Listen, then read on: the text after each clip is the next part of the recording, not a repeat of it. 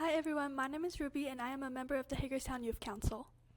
Hi everybody, my name is Nina and I'm also a member of the Hagerstown Youth Council. Hi everybody, I'm Brittany Wedd. I am the Executive Director of Children in Need. We're so grateful and it's a pleasure to have you here. We'd like to start with a few questions. First, what is the mission of your organization?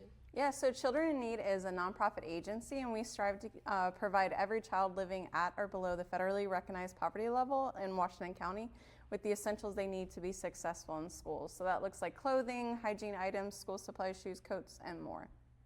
Thank you, that is amazing. Where and when do you operate? Yeah, so we are located in the basement of the MLK building off of 131 West North Avenue.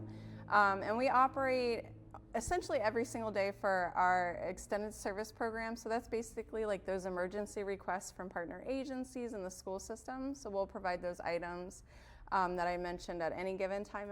And then for our client service program, which is the larger of our two programs where families are enrolled and they can come and get items, it's 10 days out of the month basically.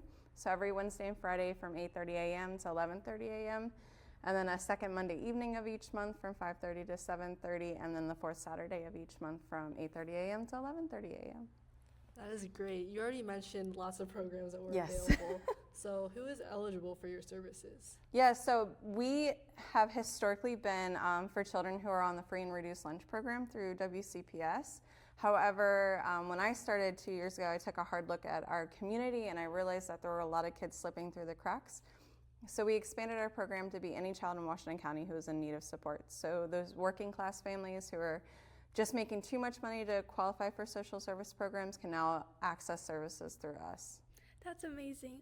Is there any volunteer opportunities? Yes, so I was telling her earlier that our agency serves over 3,000 children every day in Washington County. And we only have 3 employees, myself included, so we rely on such a robust team of volunteers. In the last 12 months, we had over 12,000 volunteer service hours. So we take students from schools all the way up to like retired individuals. So we are always looking for volunteers. Is there like an age limit on the volunteers? Yeah, so we do try to keep them at like the SSL hour program, so like 8th grade and up. However, I will say we do have a lot of like church groups that come in. Sometimes we have our volunteers will bring in their grandchildren. I think we had our youngest kiddo that was helping was 5 years old. They're very eager to help other kids. So we just are looking for able bodies that want to come in and support their community. I love that answer. How else can the public get involved or support this program? They can donate to me their clothes. So we have 11 donation bins around Washington County. We're always looking for gently used or new clothing. Or they can contribute financially through our website because we purchase a lot of the items that aren't donated, like brand new underwear and socks, hygiene products. So there's always ways to help. What is the best way to keep up with the organization? This could be through social media or a website maybe? Yeah, so we do have a website. You can just type in Children in Need of Washington County and it'll pop up on Google.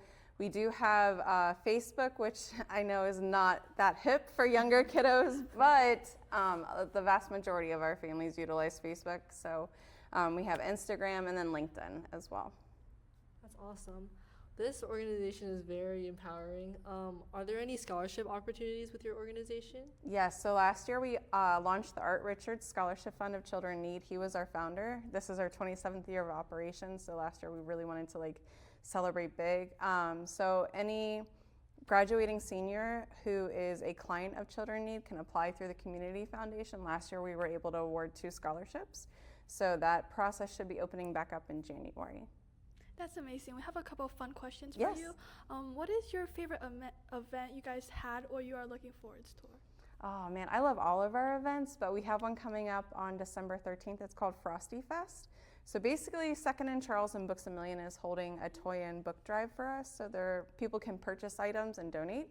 And we get people that donate toys throughout the year. So basically on the 13th, we're gonna have this event with the Hagerstown Housing Authority and kids can come in, connect with other agencies, and then they get to pick out toys. So that's probably my favorite one. Great. One more question.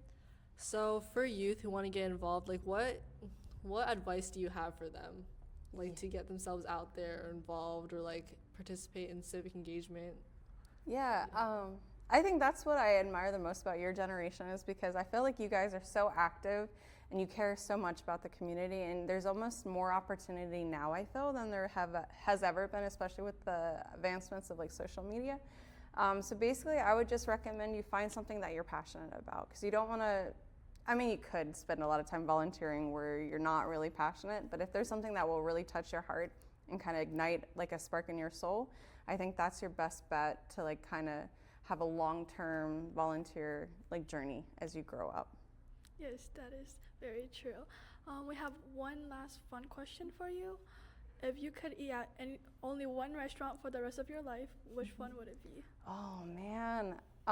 Okay, so my husband's British, so we go back and forth between the UK and here. And there was this, last time we were in the UK, we went to Scotland, and there was this amazing restaurant that I can't remember what it was called, but it was on like the Loch Ness, like where like Nessie is in the Loch Ness monster. And it was just really good. And I don't even remember what I ate, but I just remember that it was so good I would go back if I could. Definitely. Well, thank you so much for participating in our podcast today. And I hope everyone watching this podcast can take something away from this and go volunteer in your community. Thank you. Thank you.